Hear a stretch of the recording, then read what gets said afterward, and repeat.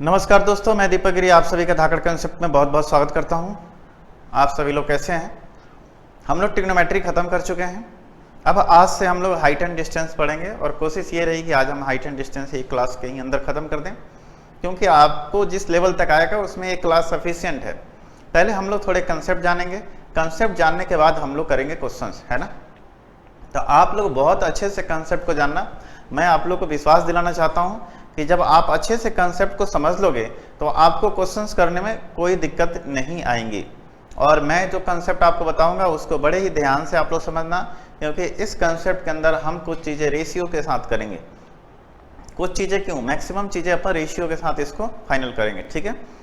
तो मैं आपको बता दूं कि सबसे पहले आप लोग कंसेप्ट पे बहुत अच्छे से ध्यान देना। मैं आपको हाइट एंड डिस्टेंस के अंदर जितने सारे टर्मिनोलॉजी यूज होते हैं, जितने सारे कंडीशंस उसके अंदर आते हैं, वो सारे कंडीशंस पहले बता दूंगा। और बहुत थोड़े कंडीशंस हैं, 4-5-6 कंडीशंस हैं, जिसको आप अच्छे से समझ लोगे तो आपके लिए सवाल करना क्या हो जाएगा, बहुत ही ईजी और आसान हो जाएगा। तो आइए आज शुरू करते हैं हाइट एंड डिस्टेंस, ठीक है। और पहले उसके बेसिक्स को अपन जानते हैं।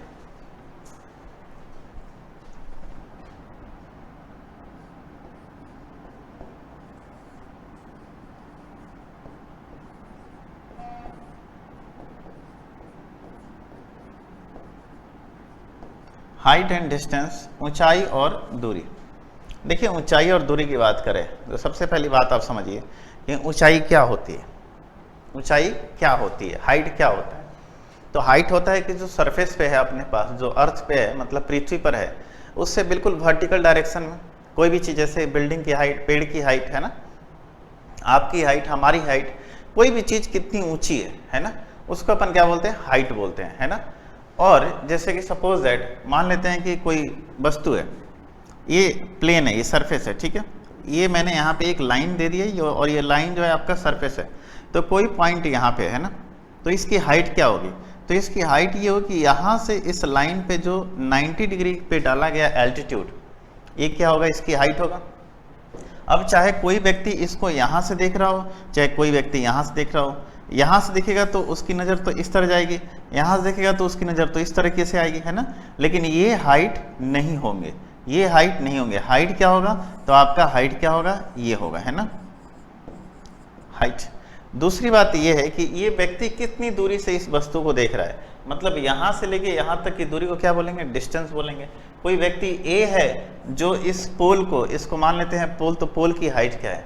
कोई व्यक्ति ए है और ये ओ है ना, तो ए से ओ की दूरी निकालना हो सकता है, या फिर ये कोई व्यक्ति बी है, बी से ओ की दूरी, तो ए ओ या बी ओ ये क्या है, डिस्टेंस है। और जो आपका पी ओ है, मतलब पी ओ जो पोल है, ये इसकी एक्चुअल हाइट होगी, है ना। तो यहाँ से एक बात आप समझेंगे, क्या समझेंगे इस चीज़ को, कि हम हाइट एंड डिस्टेंस के चैप्टर में हम किस ट्रायंगल का यूज करते हैं। सबसे पहली बात तो हाइट एंड डिस्टेंस के चैप्टर में, हाइट एंड डिस्टेंस के चैप्टर में हम सबसे पहली बात तो ये करेंगे कि हम एक राइट एंगल ट्रायंगल का यूज करेंगे। किसका, एक राइट एंगल ट्रायंगल, है ना। राइट एंगल ट्रायंगल क्यों ही, क्योंकि राइट एंगल ट्रायंगल में ये आपका क्या होता है, तो हाइट होता है ना, और ये क्या है आपका, तो डिस्टेंस है ना, हाइट एंड डिस्टेंस। समझ में आ गया। तो हाइट एंड डिस्टेंस, अगर मान लेते हैं कि आप बोलोगे किसी और ट्रायंगल की बात कर लेते हैं, ठीक है। जैसे एक आप समबाहु त्रिभुज ले लो, तो समबाहु त्रिभुज की हाइट क्या होगी, मान लेते हैं इस पॉइंट से लेना, तो ये पॉइंट ही तो हाइट होगी। तो हमें तो हाइट निकालना है, तो हम यहाँ से और इस ट्रायंगल को ही कोरिलेट कर सकते हैं, इस ट्रायंगल को, ठीक है। तो सबसे पहली बात आपके सामने क्या आई कि हाइट एंड डिस्टेंस चैप्टर में हम एक राइट एंगल ट्रायंगल का यूज करते हैं। सब समझ गया ये बात आप लोग, किसका यूज करते हैं, तो एक समकोण त्रिभुज का यूज करते हैं, है ना। और ट्रिग्नोमेट्री के अंदर हमने समकोण त्रिभुज के बारे में बहुत कुछ जाना भी है, और यहाँ से सवाल भी किए हैं, पाइथागोरस थ्योरम भी जाना है, tan theta sine theta cos theta का रेशियो भी समझा हम लोगों ने, है ना। राइट एंगल ट्रायंगल के बारे में हमने ट्रिग्नोमेट्री के अंदर बहुत अच्छे से पढ़ा है, ठीक है। आगे जब मेंसुरेशन पढ़ाएंगे तो भी पढ़ेंगे राइट एंगल ट्रायंगल, वहाँ सारे त्रिभुज के बारे में पढ़ेंगे। फिलहाल अभी हमें सिर्फ और सिर्फ किसकी जरूरत है, तो एक समकोण त्रिभुज की जरूरत है, और उस समकोण त्रिभुज के बारे में हम बात करते हैं, ठीक है। अब दूसरी बात यहाँ से सबसे पहला चीज तो आपने ये चीज समझ लिया कि हम किस त्रिभुज का, किस ट्रायंगल का यूज करेंगे। तो बोलेंगे कि सर पहला काम अपने पास क्या है, तो हम एक समकोण त्रिभुज यानी कि एक राइट एंगल ट्रायंगल का यूज करेंगे। कैसा, तो एक राइट एंगल ट्रायंगल है ना, राइट एंगल ट्रायंगल, ठीक है, समझ में आ गया। एक कैसा त्रिभुज का यूज करेंगे, तो एक समकोण त्रिभुज का यूज करेंगे। पहली बात आपको समझ में आ गई। चलिए अब आपको दूसरी बात बताता हूं। दूसरी बात क्या है कि अब यहां से एक बात आप लोग हाइट एंड डिस्टेंस में देखो क्या, तो एंगल ऑफ एलिवेशन और एंगल ऑफ डिप्रेशन, मतलब उन्नयन कोण और अवनमन कोण में क्या अंतर है। दूसरी बात ये आपको समझना है, अक्सर आपको सवाल में देगा उन्नयन कोण या फिर अवनमन कोण, उन्नयन या अवनमन आपको ऐसे सवाल के अंदर देगा, है ना। तो उन्नयन कोण और अवनमन कोण में बच्चे कंफ्यूज हो जाते हैं, लेकिन जो मैं आज आपको बताने जा रहा हूं उस चीज को आप समझ जाओगे तो ये कंफ्यूजन आपका दूर हो जाएगा, ठीक है। जैसे देखो क्या है,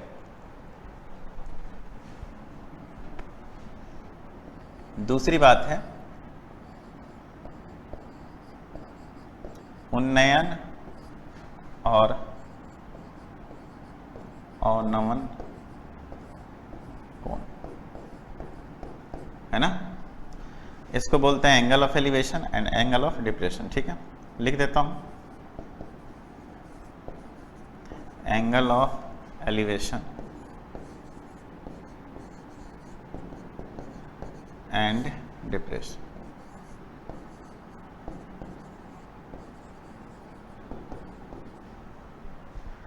angle of elevation and angle of depression, ठीक है। अब एंगल ऑफ एलिवेशन और एंगल ऑफ डिप्रेशन क्या होता है, ठीक है। आप सोचिए एलिवेशन का मतलब क्या होता है, उठाना, एलिवेटर आप लोग जानते होंगे, ठीक है। तो एलिवेशन का मतलब क्या होता है, उठाना, ठीक है। और डिप्रेशन का मतलब क्या होता है, दबाना, ठीक है। किसी व्यक्ति को डिप्रेस कर रहे हैं, दबा रहे हैं, है ना। तो अब यहां से समझिए, सपोज दैट मान लेते हैं कि एक ऐसे कोई बिल्डिंग है ना, और बिल्डिंग पे कोई व्यक्ति खड़ा है ना, और ये उस बिल्डिंग के जस्ट नीचे से एक रोड जा रही है। समझना इस बात को, बिल्डिंग के जस्ट नीचे से एक रोड जा रही है ना, कोई व्यक्ति यहाँ है, कोई व्यक्ति यहाँ पे है ना।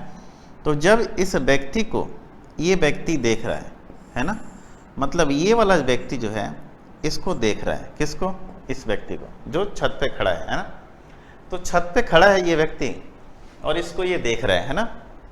तो आप बताओ ये अपने नज़रों को उठाएगा या नीचे रखेगा। तो जब आप नीचे हो और किसी ऊपर वाले वस्तु को देख रहे हो तो स्वाभाविक सी बात है कि आप अपने नज़रों को उठाओगे, मतलब आप अपने नज़रों को उठा रहे हो, मतलब आप अपने आंखों को एलिवेट कर रहे हो। यानी ये वाला जो एंगल बनेगा, ये कौन सा एंगल बनेगा, तो बोल सकते हैं ये, अगर मान लेते हैं थीटा एंगल बन रहा है, तो ये जो थीटा कोण है ये हमेशा उन्नयन कोण होगा। यानी नीचे से किसी वस्तु को आप ऊपर देख रहे हो तो कौन सा कोण बनेगा, उन्नयन कोण बनेगा। नीचे से किसी वस्तु को आप ऊपर देख रहे हो तो कौन सा बनेगा, उन्नयन कोण बनेगा। जब आप किसी वस्तु को नीचे से ऊपर देख रहे हो तो नीचे से ऊपर मतलब समतल से जो कोण बना, जिस समतल पे आप खड़े हो उस समतल से आप अपनी आंखों को कितना ऊपर उठा रहे हो, वो जो एंगल आपने उठाया आंखों को, वही एंगल क्या होगा, एंगल ऑफ एलिवेशन होगा, मतलब उन्नयन कोण होगा। आपने अपने आंखों को क्या किया, एलिवेट किया, ठीक है। अब दूसरी बात, मान लेते हैं कि ये व्यक्ति भी नीचे वाले व्यक्ति को देखना चाहता है, तो नीचे वाले व्यक्ति को देखेगा तो ये अपने आंखों को ऊपर थोड़ी उठाएगा, ऊपर उठाएगा तो आसमान को देखेगा, चाहे आसमान में उड़ती हुई चिड़िया को देखेगा। लेकिन उसको नीचे देखना है ना, तो वो अपने आंखों को क्या करेगा, अपने समतल से, अपने आंखों के समतल से उसको क्या करेगा, डाउन करेगा, तभी तो नीचे देख पाएगा ना। यानी अपने आंखों को क्या करेगा, डिप्रेस करेगा, है ना। तो बोल सकते हैं कि देखो ये इसकी आंख जो है सीधा तो ऐसे देखेगी ना, तो बोल सकते हैं सीधा ऐसे दिखेगी, तो ये अपने आंखों को क्या किया, कुछ ऐसे डिप्रेस किया। तो एक बात बताइए, जब दो लाइन पैरेलल होता है, जब दो लाइन पैरेलल होता है, कोई त्रिज्यछेदी रेखा इसको काटती है, तो बोल सकते हैं कि एकांतर कोण यानी अल्टरनेट एंगल्स आर इक्वल होते हैं ना। तो बोल सकते हैं कि ये दोनों समतल के पैरेलल हैं, ये दोनों लाइन क्या है, समतल के पैरेलल हैं। तो बोल सकते हैं क्या कि ये जितना एंगल बनेगा वही एंगल ये बनेगा कि नहीं बनेगा। यानी एकांतर कोण से दोनों कोण क्या होगा, बराबर होगा। तो दूसरी बात ये है कि आपको अवनमन और उन्नयन कोण में कंफ्यूज नहीं होना है, दोनों कोण का मान क्या होता है, इक्वल ही होता है। तो आपको शब्दों के जाल में नहीं फंसना है।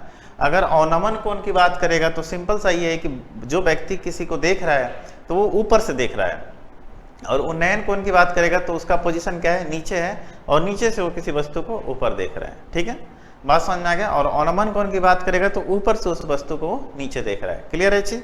तो उन्नयन कोण और अवनमन कोण का मान इक्वल होता है, बस पोजीशन का अंतर होता है। तो इस पोजीशन के अंतर को हम सवाल में भी समझेंगे। क्लियर है, पोजीशन का अंतर आपके लिए बस होता है। ये वाला जो है क्या है, उन्नयन कोण है ना, उन्नयन है, और ये क्या है, अवनमन है ना। समझ में आ गया, ये क्या है, उन्नयन है, और ये क्या है, अवनमन है। अब एक बात बताओ, मान लेते हैं कि ये व्यक्ति इसको देख रहा है और वो व्यक्ति इसको देख रहा है, जब दोनों का एंगल बराबर होगा तभी तो दोनों एक समय पर एक दूसरे को देखेंगे। समझ में आ गया कि नहीं। मान लेते हैं वो उसको 30 डिग्री पे देख रहा है और वो उसको 60 डिग्री पे देख रहा है, तो 60 डिग्री पे देखने का मतलब क्या है, उससे आगे देख रहा है वो आप उसको देख रहे हो, वो किसी और को देख रहा है। समझ सकते हो इस बात को आप लोग, है ना। अक्सर आप लोग छत पे देखते होंगे, है ना। क्लियर है चीज। तो दोनों का जब एंगल बराबर होगा तभी तो दोनों की आंखें 4 होंगी, मतलब 2 इसके 2 उसके, है ना। तो आंखें 4 होंगी तभी तो दोनों एक दूसरे को देखेंगे। ठीक है, तो ऐसे भी आप समझ सकते हो कि एंगल ऑफ एलिवेशन और एंगल ऑफ डिप्रेशन क्या होता है, इक्वल होता है। क्लियर है चीज। मतलब उन्नयन कोण और अवनमन कोण दोनों क्या होंगे, इक्वल होंगे।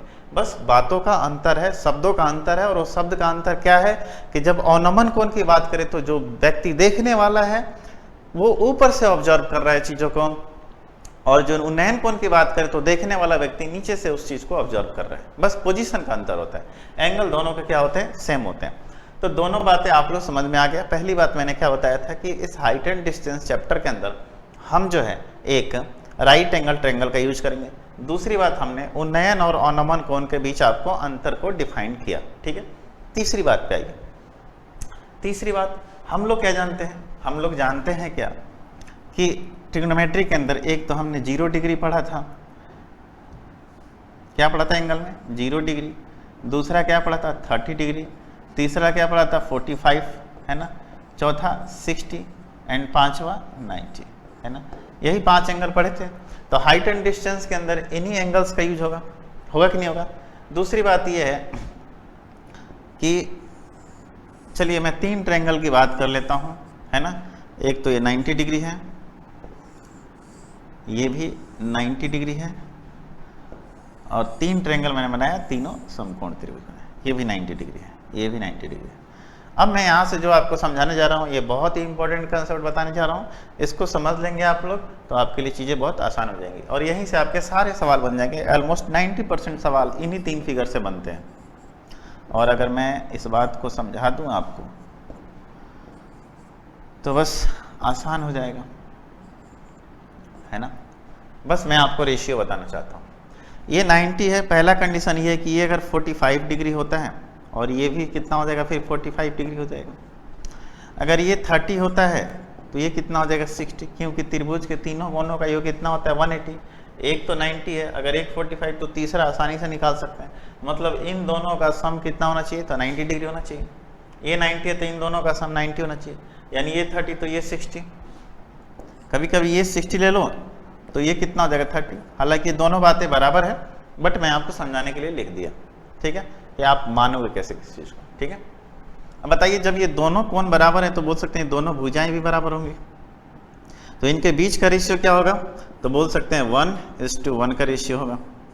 चाहे आप इसको x और x भी मान सकते हो, ये कोई भी चीज़ मान सकते हो, x मान लो, y मान लो, z मान लो, 1 मान लो। ठीक है, कोई भी चीज़ आप यहाँ से मान सकते हो, है ना। तो आप इसे 1 भी मान सकते हो, और ये 1 रेशियो की बात करें तो जितना ए बी होगा उतना ही बी सी होगा। अगर ए बी की लेंथ 10 है तो बी सी का भी लेंथ क्या होगा, 10 ही होगा। तो बोल सकते हैं ए बी और बी सी क्या है, बराबर है, तो उनके बीच का रेशियो कितना होगा, 1:1 होगा।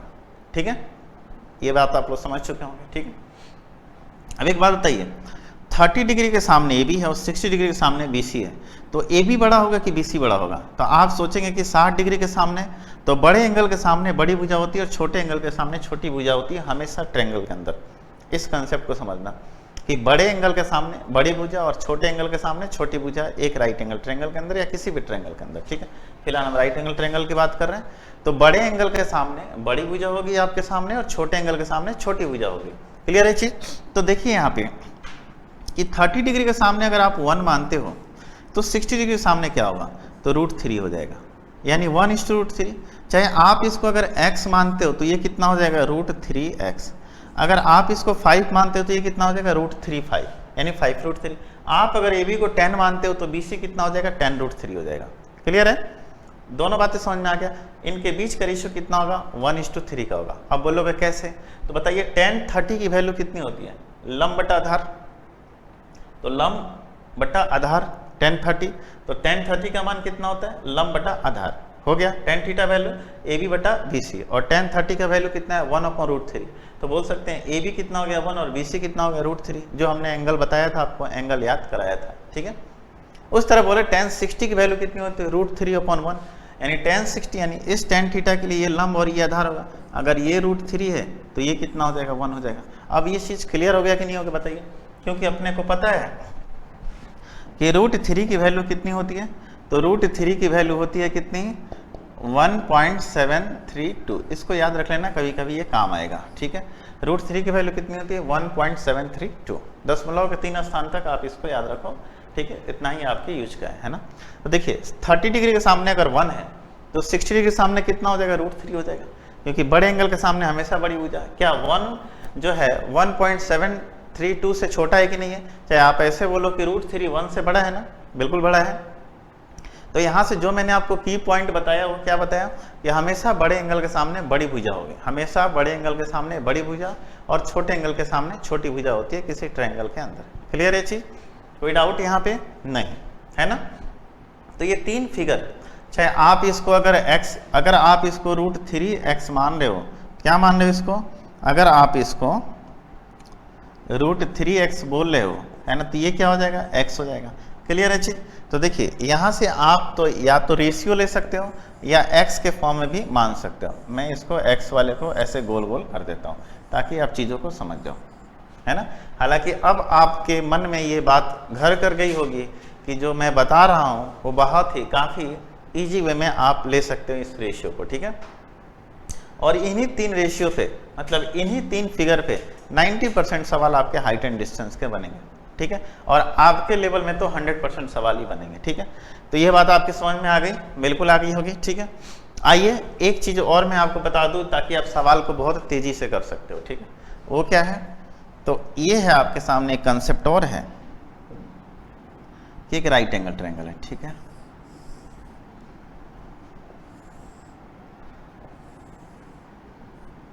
अगर आप इस ट्रायंगल से, इस पॉइंट से इधर आओगे तो एंगल ऑफ एलिवेशन क्या होगा, बढ़ता चला जाएगा। जैसे मान लेते हैं कोई छत पे व्यक्ति है ना, तो आप दूर से बहुत आसानी से उसको देख पाओगे। जैसे जैसे आप उसके करीब जाते जाओगे अपने सर को क्या करोगे, ऊपर उठाते चले जाओगे, और जैसे ही उस बिल्डिंग के नीचे जाओगे तो अपने सर को एकदम ऊपर उठा लोगे, बिल्कुल 90 डिग्री पर उठा लोगे। जैसे एज फॉर एग्जाम्पल देख सकते हो आप अपने आसपास में घर में कि कोई आदमी आपसे लंबा है, तो आप उसको दूर से बहुत आसानी से देख लोगे, नॉर्मल वे में देख लोगे।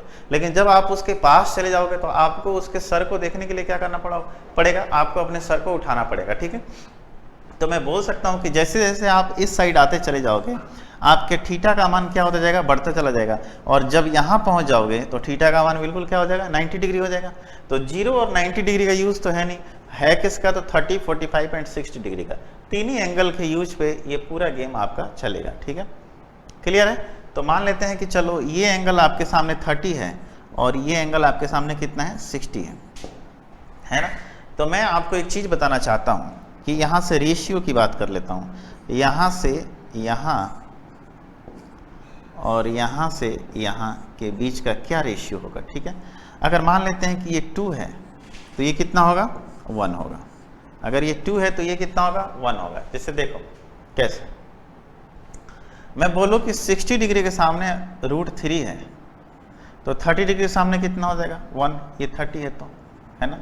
और 30 के सामने √3 है तो 60 के सामने क्या होगा, तो बोला था ना कि अगर 30 के सामने 1 है तो 60 के सामने √3, तो 30 के सामने √3 है तो 60 के सामने कितना, √3 इंटू √3, मतलब यहाँ से लेके और यहाँ तक का लेंथ कितना हो जाएगा, 3 हो जाएगा ना। तो बोल सकते हैं जब यहाँ से यहाँ तक 1 है और ये टोटल 3 है तो ये कितना हो जाएगा, 2 हो जाएगा। तो मैं आपको यही चीज़ समझाना चाह रहा था यहाँ से। इसको थोड़ा सा आप लोग आराम से समझेंगे इस चीज़ को, ठीक है।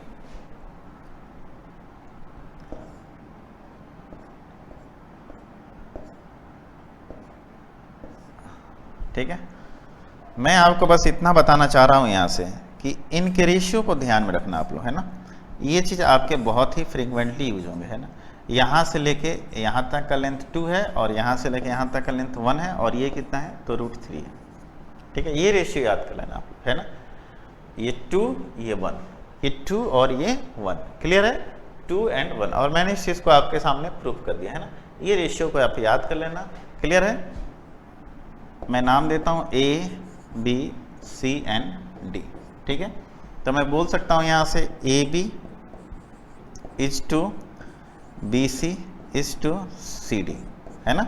AB का वैल्यू कितना है √3 इज टू 1 इज टू 2। ये चीज़ आप लोग ध्यान रखना, है ना। कभी कभी बोलता है कि एक गाड़ी जो है ना, एक बिल्डिंग की तरफ आ रही है, 10 मिनट चलने के बाद उसका उन्नयन कोण 30 डिग्री से बदलकर कितना हो गया 60 डिग्री हो गया। तो बताइए उस गाड़ी को उस बिल्डिंग तक आने में कितना समय लगेगा। और तो बताइए जब 30 डिग्री से 60 डिग्री तक आने में उसको 10 मिनट लगा, तो बोल सकते हैं कि C से B तक आने में, यानी कि 60 डिग्री से लेकर 90 डिग्री तक आने में उसको कितना सेकंड लगेगा। तो अगर वहाँ 10 मिनट लगा था तो यहाँ कितना लगेगा 5 मिनट। अगर यहाँ से यहाँ तक की दूरी 60 मीटर है तो ये दूरी कितनी जगह 30 मीटर। अगर यहाँ से यहाँ तक 1 किलोमीटर है तो हाफ किलोमीटर या 500 मीटर, क्लियर है चीज। तो ये रेशियो जो है 2:1, इस रेशियो को आप लोग बहुत ही अच्छे से याद कर लेना। अब इसके अंदर कुछ नहीं है ना। अब इसके अंदर आपके जानने लायक कुछ नहीं है और मैं इन्हीं कंसेप्ट से आपके सारे सवाल को क्या करूंगा डील कर दूंगा, ठीक है। हालांकि देखो ये भी चीज अपन ने ड्राइव किया है ना, उन्हीं 3 फिगर से इसको भी अपन ने निकाला है ना, निकाला है ना। तो बोल सकते हैं कि ये भी कोई ज़्यादा इंपॉर्टेंट नहीं है, बट थोड़ा सा सवाल को तेज़ी से करने के लिए, फास्ट करने के लिए अपन इसका यूज कर सकते हैं ना। तो आइए अब हम बढ़ते हैं अपने सवाल की तरफ और सवाल को देखते हैं कि हमारे सवाल कैसे हैं, है ना। कुछ सवाल करेंगे तो आपके कंसेप्ट बिल्कुल क्या हो जाएंगे तो क्लियर हो जाएंगे, ठीक है। तो देखिए आज का अपना पहला क्वेश्चन क्या है।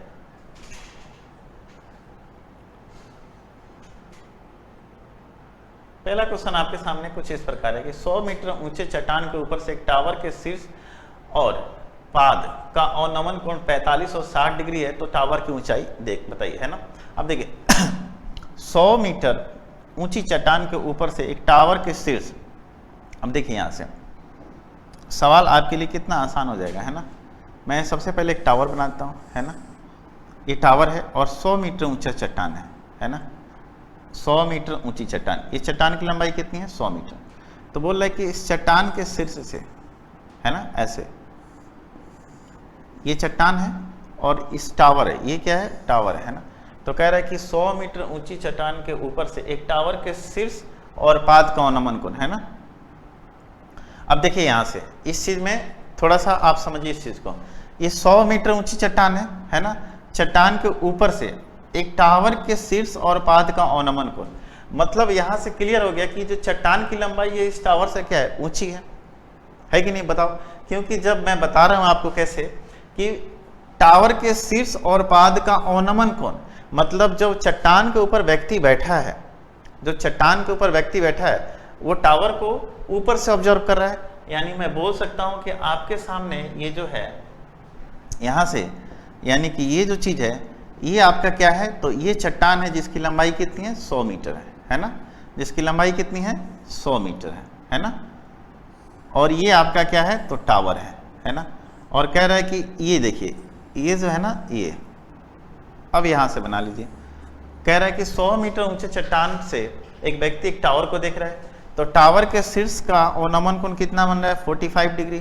तो मैं बोला था कि एंगल में कोई आपको कंफ्यूज नहीं होना है। ये 45, चाहे ये ले लो 45 तो ये भी 45 हो जाएगा, और ये 60 तो ये भी 60 होता है। आप तो डायरेक्ट एंगल लिख दोगे, एंगल को लिख दोगे।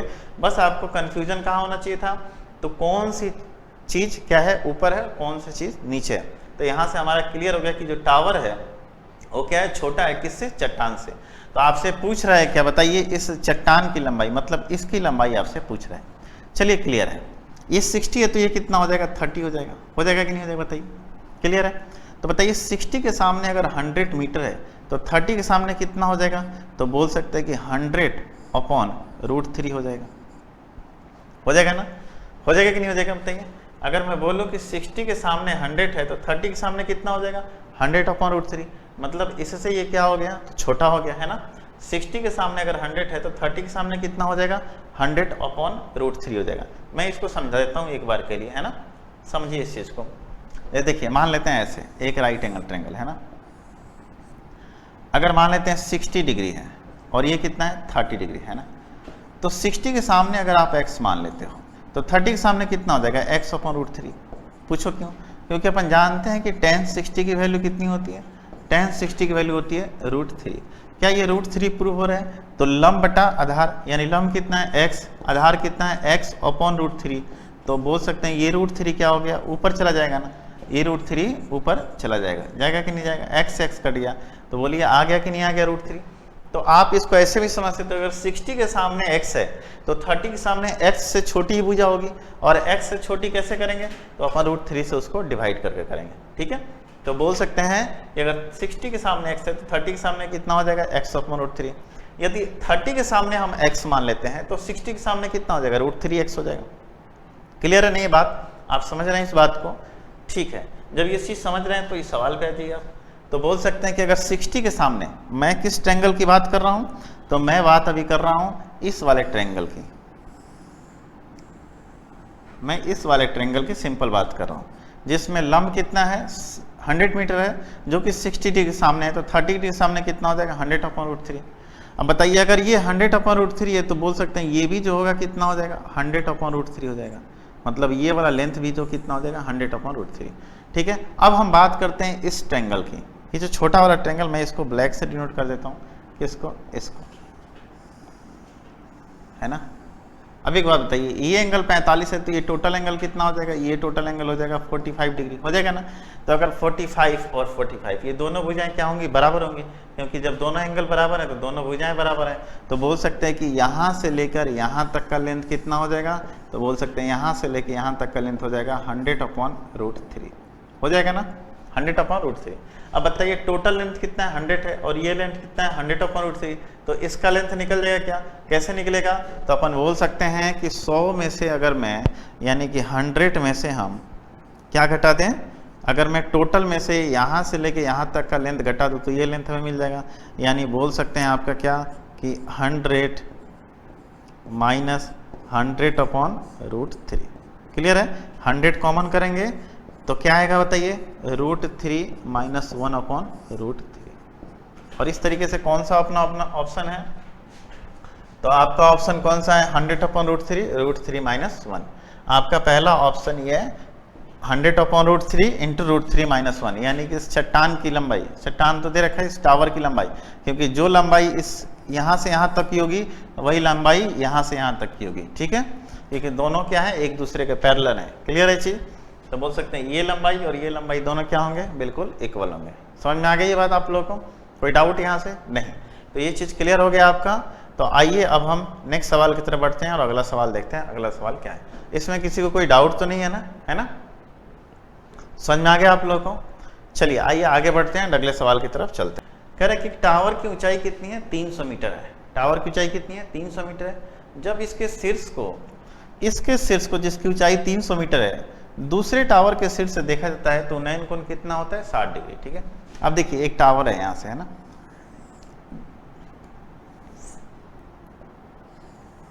ठीक है, जिसकी ऊंचाई कितनी है, 300 मीटर, है ना। कह रहे हैं कि इस टावर के इसके शीर्ष को एक दूसरे टावर के शीर्ष से देखा जाता है, तो स्वाभाविक सी बात है कि दूसरे टावर के शीर्ष से देखा जाता है तो इस टावर के शीर्ष का उन्नयन कोण जो है कितना बन रहा है आपके सामने, तो 60 डिग्री बन रहा है। मतलब दूसरा टावर जो है इससे क्या है, छोटा है, क्या है, छोटा है ना, छोटा, तो ये बन रहा है आपके सामने कितना, 60 डिग्री। क्लियर है, मतलब एक व्यक्ति दूसरे टावर पे चढ़ के इस टावर के शीर्ष को देख रहा है तो उन्नयन कोण कितना बन रहा है, 60 डिग्री बन रहा है। ठीक है, तो आपसे क्या पूछ रहा है, और कह रहा है यदि दोनों टावरों के बीच की दूरी कितनी है, 120 मीटर, यानी ये कितना है, 120 मीटर, है ना, तो ये भी कितना हो जाएगा, 120 मीटर, है ना, हो जाएगा ना। चलिए 90 120 है, ये कितना हो जाएगा, 30 हो जाएगा। तो बोल सकते हैं क्या कि अगर 30 के सामने 120 है तो 60 के सामने कितना हो जाएगा, तो बोलेंगे 60 के सामने हो जाएगा 120√3। क्लियर है, मैं अलग से इसको डायग्राम देता हूँ आपके लिए। इस ट्रायंगल की मैं बात कर रहा हूँ, सिर्फ और सिर्फ इस ट्रायंगल की। ठीक है, अगर 30 के सामने 120 मीटर है तो 60 के सामने कितना हो जाएगा, 120√3। तो जो इस टावर की लंबाई होगी वही लेंथ ये होगा, मतलब यहाँ से लेके यहाँ तक 300 है और ये कितना है 120√3 है। तो 120√3 को अपन सारे आंसर पॉइंट में है तो अपन लिख सकते हैं 120 इंटू 1.73 है ना, दशमलव के 2 स्थान तक ही है तो 2 से ही कर लेते हैं ना। देखिए 1 0 से ये दशमलव हट के यहाँ चला जाएगा है ना। अब चलिए 12 3 36 का 6 आया कितना 3 आया, 12 से 84 और 3 कितना हो गया 87, 7 12 एकम 12 और 8 कितना हो गया 20, यानी बोल सकते हैं 207.6। तो 207.6 अगर घटेगा तो बोल सकते हैं कितना 300 में से 260.6 घटेगा तो कितना बचेगा 92.4। तो बोल सकते हैं छोटे टावर की लेंथ कितनी है तो 92 पॉइंट कितना है 4 है। क्लियर है, क्योंकि देखो यहाँ से लेकर यहाँ तक 207.6 और ये टोटल 300 है तो 207.6 को अगर 300 में से घटाएंगे तो कितना आएगा 92.4 आएगा। क्लियर है चीज, कोई डाउट यहाँ से नहीं। तो चलिए आइए अगले सवाल की तरफ बढ़ते हैं और इसी तरह छोटे छोटे सवाल करते हुए आगे बढ़ते हैं है ना, ताकि आपका कंसेप्ट बिल्कुल क्या हो जाएगा क्लियर हो जाएगा है ना। यहाँ से आपके कंसेप्ट क्लियर हो जाएंगे। पहले मैंने आपको थ्योरम्स थोड़े बहुत बता दिए, जो आपके जो कंसेप्चुअल बातें थी वो बता के अब मैं उसी चीज़ों को क्या कर रहा हूँ सवाल पे अप्लाई कर रहा हूँ, क्वेश्चंस पे अप्लाई कर रहा हूँ और आपको पूरा विश्वास है कि ये चीज़ आप समझ जाओगे। ठीक है, थोड़ा सा मेहनत करोगे है ना। कह रहे हैं कि एक ऊर्ध्वाधर टावर की छाया इसकी ऊंचाई का कितना है √3 गुना है ना। अब देखिए एक टावर है जिसकी छाया की लंबाई इसकी ऊंचाई की कितनी है √3 गुना है ना। अब मान लेते हैं देखो सन इधर है ना, अब सन इधर है तो ये जो टावर है इसकी छाया तो इधर ही बनेगी ना। अगर ये 1 है तो ये कितना है √3 है। तो बताइए ये कॉम्बिनेशन मैंने बताया था ना, तो ये एंगल कितना हो जाएगा 30 और ये एंगल कितना हो जाएगा 60। तो आपसे पूछ रहा है क्या सूर्य का उन्नयन कोण, मतलब सन तो इधर है तो आदमी इधर से ही देखेगा उन्नयन कोण, तो उन्नयन कोण आपका कितना हो जाएगा 30 डिग्री। क्लियर है, कितना हो जाएगा 30 डिग्री। ठीक है, तो सूर्य का उन्नयन कोण कितना हो जाएगा तो 30 डिग्री सूर्य का उन्नयन कोण होगा। ठीक है, टावर के उधर सूर्य होगा तभी तो उसकी छाया इधर बनेगी, अगर इधर होगा तो उसकी छाया किधर बनेगी इधर बनेगी। आपकी छाया पीछे से आने वाली लाइट से बनती है ना, जिधर से लाइट आएगी उधर छाया थोड़ी बनेगी, आपके लाइट के अपोजिट डायरेक्शन में हमेशा छाया बनती है। क्लियर है, बोला जाता है ना कि मॉर्निंग में आपकी छाया पश्चिम की तरफ होती है और इवनिंग में आपकी छाया पूरब की तरफ होती है ना। तो आइए देखते हैं अगले सवाल को। अपने अगला सवाल क्या है, अगला सवाल है कि 2 भवन जिनकी ऊंचाई क्रमशः 38 मीटर और 58 मीटर के शीर्ष के बीच की दूरी कितनी है 52 मीटर है ना। देखिए 2 भवन है, ऐसे कुछ कह रहा है कि एक की ऊंचाई कितनी है 38 और दूसरी की ऊंचाई कितनी है 58 है ना। यहाँ से देखिए आप एक की ऊंचाई आपके सामने कितनी दे रखी है, एक की ऊंचाई आपके सामने दे रखी है यहाँ से 58 मीटर है ना, और दूसरे की ऊंचाई कितनी दे रखी है 38 मीटर।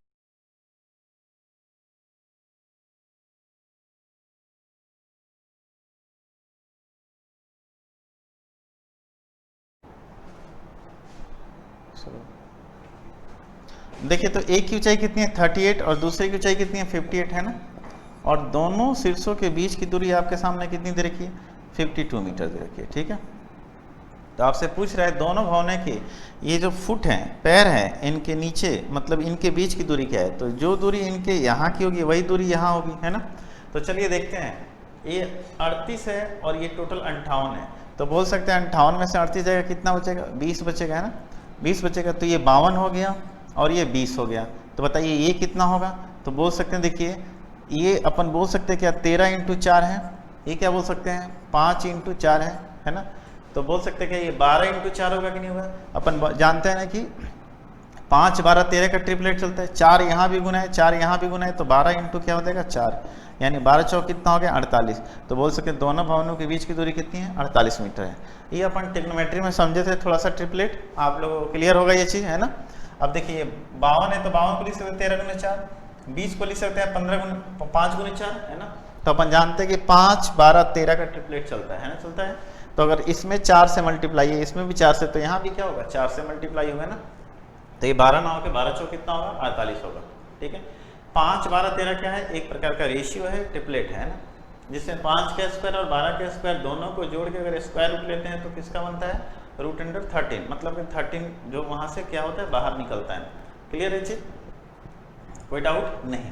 तो बोल रहा है क्या कि इन दोनों भवनों के फुट के बीच की दूरी कितनी है, तो बोल सकते हैं 48 मीटर की दूरी है। क्लियर हो गया। ये 20 कहाँ से आया, तो मेरे प्यारे दोस्त 20 जो है यहाँ से लेके यहाँ तक की दूरी कितनी है 58 है, और यहाँ से लेके यहाँ तक की दूरी कितनी 38 है, तो बोल सकते हैं ये कितना हो जाएगा 20 हो जाएगा ना। क्लियर, ये बात समझ में आ गया आप लोगों को। चलिए आगे बढ़ते हैं, अगले सवाल की तरफ चलते हैं। अगला सवाल देखते हैं आपका क्या है। अगला सवाल कुछ इस प्रकार है कि 60 मीटर 35 मीटर ऊंचाई के दो पोलों के शीर्ष एक रस्सी से जुड़े हुए हैं। यदि रस्सी जो है क्षैतिज के साथ कोण बनाती है जिसका स्पर्शेजा, मतलब स्पर्शेजा क्या बोलते हैं यहाँ पे, बोलेंगे टेंजेंट। टेंजेंट कितना है, टेन थीटा की बात करें, टेंजेंट कितना है 5/9 हो, तो दोनों पोलों के बीच की दूरी क्या है। अब देखिए यहाँ से ऐसे एक 60 मीटर और 35 मीटर ऊंचाई के दो पोल है ना, एक 60 है और एक 35 है। ये 60 मीटर है और ये कितना है 35 मीटर है ना।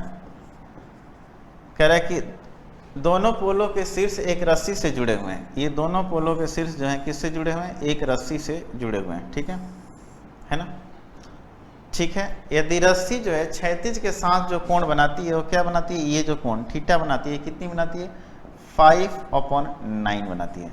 मतलब यहाँ पे स्पर्शजा मतलब tan थीटा जो दे रखा है आपका, टेंजेंट दे रखा है, टेंजेंट मतलब tan थीटा, अगर ये tan थीटा है तो tan थीटा बराबर कितना 5/9। मतलब बोल सकते हैं यहाँ से देख सकते हैं इस चीज़ को, ये जो एंगल बना रहा है ये कितना, ये 5 है और ये क्या 9 है, रेशियो में है ये। मैंने आपको पहले ही क्लास में बताया था कि ये रेशियो को दर्शाते हैं। tan थीटा लंब अपॉन आधार के क्या करेगा, रेशियो को दर्शाएगा। क्लियर है, ये 5 दूना 10 और ये 9 दूना 18 भी हो सकता है, ये 5 3 15 तो 9 3 27 भी हो सकता है। अब अपने को यही चेक करना है कि ये कितना है एक्चुअल में, ठीक है। तो ये 35 है तो ये भी कितना हो जाएगा 35, तो बोल सकते हैं ये कितना हो जाएगा 25 है ना। मतलब यहाँ से लेके यहाँ तक का लेंथ कितना हो जाएगा 25। 25 किसको डिनोट कर रहा है, 5 को डिनोट कर रहा है। मतलब यहाँ पे जो 5 है वो किसके बराबर है, 25 के बराबर है। तो 5 5 25, तो बोल सकते हैं 9 5 कितना हो जाएगा 45।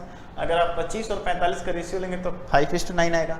तो बोल सकते हैं दोनों पोलों के बीच की दूरी कितनी है, तो बोल सकते हैं कितना 45 मीटर के बीच की दूरी है। क्लियर है। यदि ये 5 जो है 25 को डिनोट कर रहा है तो 9 किसको डिनोट करेगा 45 को। क्लियर है जी।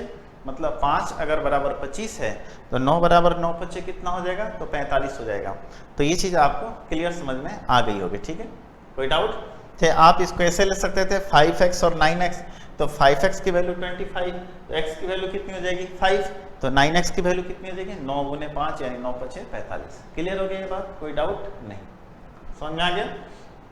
तो जब कोई डाउट नहीं है तो हम आइए आगे सवाल पे बढ़ते हैं और कोई अगला सवाल देखते हैं, ठीक है। अगला सवाल आपके सामने क्या है, कह रहा है क्या कि एक सड़क के विपरीत किनारों पर दो पेड़ खड़े हैं। एक सड़क के विपरीत किनारों पर दो पेड़ खड़े हैं, दोनों पेड़ों के बीच की दूरी कितनी है 400 मीटर है। पेड़ों के है ना, पेड़ों के बीच सड़क पर एक बिंदु स्थित है। इस बिंदु से पेड़ों के शीर्षों के अवनमन कोण है ना, इस जो है इस बिंदु से पेड़ों के शीर्षों के अवनमन कोण क्रमशः 45 और 60 डिग्री हैं।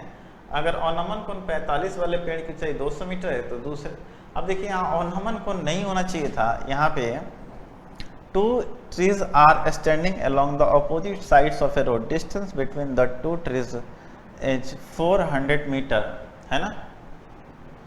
Distance between the 2 trees is 400 meter. There is a point on the road है ना। Between the trees, the angle of depression of the point from the top of the trees are, अब देखिए यहाँ से मैं बता रहा हूँ, यहाँ पे एंगल ऑफ डिप्रेशन नहीं होना चाहिए, एंगल ऑफ एलिवेशन होना चाहिए। कैसे देखो मैं आपको बता रहा हूँ। अब देखिए दो पेड़ हैं है ना, कह रहा है कि अगर अवनमन कोण 45 वाले पेड़ की ऊंचाई कितनी है 200 मीटर है, ठीक है। अब देखिए एक पेड़ ऐसे है और एक पेड़ ऐसे है, ठीक है। ये सड़क है ना, और ये इधर भी पेड़ खड़ा है ना। बोल रहा है क्या, देखिए यहाँ से ऐसे सड़क पे किसी बिंदु से, ये सड़क है जिसकी लेंथ कितनी है, तो टोटल 400 मीटर है। दोनों पेड़ों के बीच की दूरी कितनी है 400 मीटर है ना। क्लियर है। कह रहा है कि जो 200 मीटर लंबा पेड़ है, जो 200 मीटर लंबा पेड़ है उसका लेंथ कितना है, अनुमान कोण बोल रहा है 45 डिग्री, जबकि होना क्या चाहिए उन्नयन कोण, है ना। क्योंकि यहाँ से अपन इस चीज़ को देख रहे हैं, पेड़ के शीर्ष को देख रहे हैं ना, तो नीचे से देख रहे हैं तो उन्नयन कोण बनना चाहिए। खैर चलो, अनुमान की जगह क्या हो जाएगा, उन्नयन हो जाएगा। और एक पेड़ की लेंथ कितनी है, तो बोल सकते ये 60 है ना, और ये कितना है 30 है, हो जाएगा ना। तो बताइए यहाँ से एक बात मेरे को आप लोग, कि मैं बोल सकता हूँ क्या यहाँ से कि अगर ये 45 है तो ये 45 है, तो अगर ये 200 है तो ये भी कितना हो जाएगा, तो बोल सकते हैं ये भी हो जाएगा 200। तो अगर 400 है तो ये 200 निकल गया, तो ये बचा कितना, 200 बच गया ना। तो बताइए 30 के सामने अगर 200 है तो 60 के सामने कितना हो जाएगा, तो बोलेंगे 200/3 हो जाएगा नहीं हो जाएगा। 30 के सामने 200 तो 60 के सामने कितना, 200/3। छोटे एंगल के सामने छोटी भुजा तो बड़े एंगल के सामने बड़ी भुजा। फिर वृक्ष की ऊंचाई, दूसरे वृक्ष की ऊंचाई आपसे कितना पूछ रहा है, तो 200/3 आ गया। क्लियर है जी, दूसरे वृक्ष की ऊंचाई कितनी देगी, तो 200/3। क्लियर है। अगर ये 200 है, आप सोचेंगे कि ये 200 कैसे आया, ये टोटल 400 है, जिसमें से ये 200 निकल गया तो बचा कितना, 200 ही। अब आप सोचोगे 200 कैसे आया, क्योंकि ये दोनों एंगल बराबर हैं। जब दोनों एंगल बराबर हैं तो दोनों भुजाएं भी क्या होंगी, बराबर होंगी कि नहीं।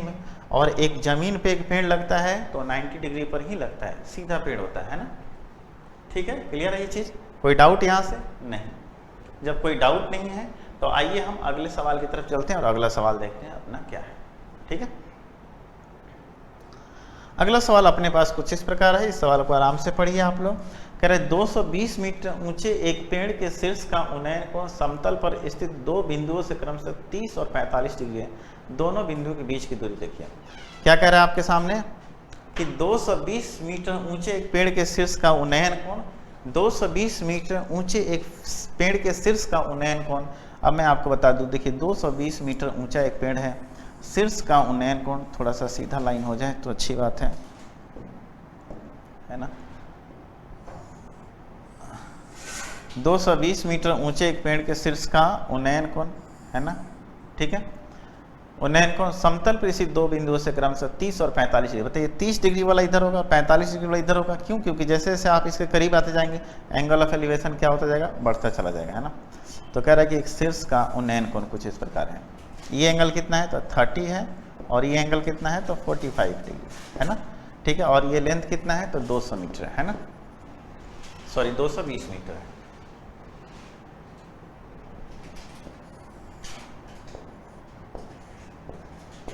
है ना। चलिए बताइए, अगर ये 45 है तो ये कितना हो जाएगा, ये भी 45 हो जाएगा, और ये 90 तो है ही, और ये अगर 30 है तो ये टोटल कितना हो जाएगा, तो बोलेंगे टोटल हो जाएगा आपका कितना, तो 60 डिग्री है ना।